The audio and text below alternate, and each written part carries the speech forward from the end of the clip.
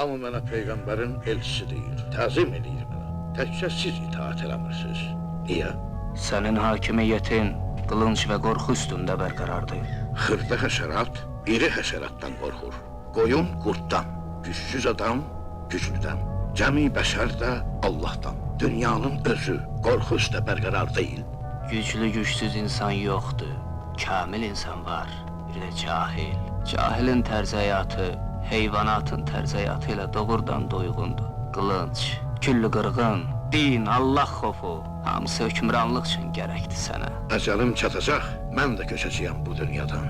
Amma Allah xofu çıxmayacaq insanın canından. İldırımı, dolusu, tufanı var bu dünyanın. Seli, daşqını, zəlzələsi var. Kamil insan cümlə aləmin sirrinə vaqif olacaq və heç nədən qorxmayacaq. Qorxusuz insan, insan deyil. Qudurmuş